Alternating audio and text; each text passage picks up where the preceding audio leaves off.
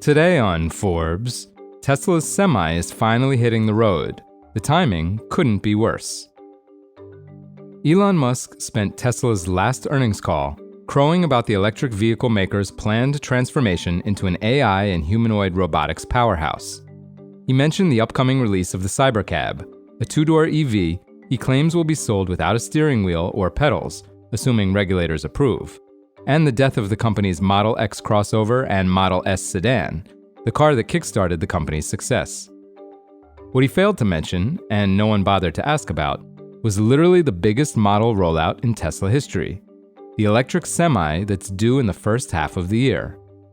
The company built at least 200 as part of a test program in 2023, for which Tesla provided few details. Given the timing of its release this year, it's not surprising it was left out of the call. While US consumers will probably still buy more than 1 million new EVs this year, even as that segment could see a double-digit percentage drop from 1.28 million in 2025, demand for electric Class 8 semis will be just a fraction of that volume. Anne Rundle, Vice President of Trucking Industry Consultant ACT Research, told Forbes, quote, "It's sort of a wild card, but we see it for 2026 at pretty low numbers, just under 1,400 units. It's a tough sell now that the Trump administration has basically gutted any type of support." The truck, along with Tesla's two-door Cybercab electric car, goes into production in the first half of the year, according to the company's fourth quarter earnings report. It also shows a map of so-called megacharger stations Tesla plans to build across the US in 2026, specifically designed to repower the Semi's massive battery pack that holds 990 kilowatt hours of electricity.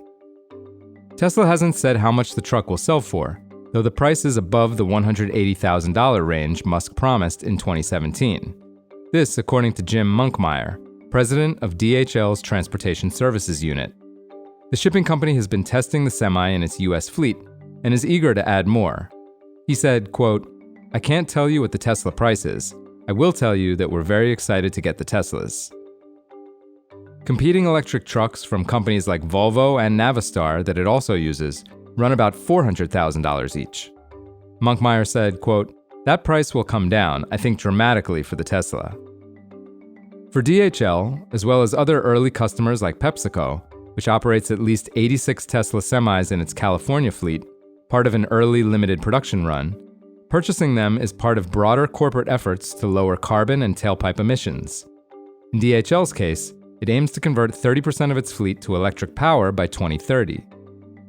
Monkmeyer said that DHL intends to deploy the trucks mainly for short and medium-haul runs, rather than long-range shipping routes of up to 500 miles. In PepsiCo's California fleet, it's unclear whether the trucks are hauling loads of potato chips for its Frito-Lay unit or soda, which is far heavier and drains the battery faster. In 2022, Musk was telling investors and analysts that Tesla's goal was to supply 50,000 units annually by 2024, before the plan was subsequently pushed back to 2026. Sales to other big, deep-pocketed shippers should help sustain some volume for the Semi, though smaller fleets may not be willing to take a chance on them for a while. That's because aside from the purchase or lease price, operating costs won't be anywhere as low as Musk promised. He boasted in 2017 that Tesla's foray into commercial vehicles would be a game changer for the trucking industry, touting benefits including 500 miles of driving range per charge, rapid acceleration, low maintenance due to high-tech monitoring tools, and, most importantly, a cheaper cost of operation because electricity, at the time, was cheaper than diesel fuel. That isn't the case now. Tesla's estimate was based on a fuel cost comparison of $2.50 per gallon of diesel fuel versus 7 cents per kilowatt hour of electricity. For reference, a gallon of diesel fuel is the equivalent of 40 kilowatt hours of electricity. Today, 9 years later, the national average price for diesel is about $3.60, but electricity has spiked to 18.9 cents per kilowatt hour nationwide, according to the Federal Reserve Bank of St. Louis. It's as much as 33 cents per kilowatt hour in California. The increase is largely due to insatiable power demands from data centers, like those operated by Musk's own xAI, and it's wiped out any potential savings on fuel. For full coverage, check out Alan Owensman's piece on forbes.com.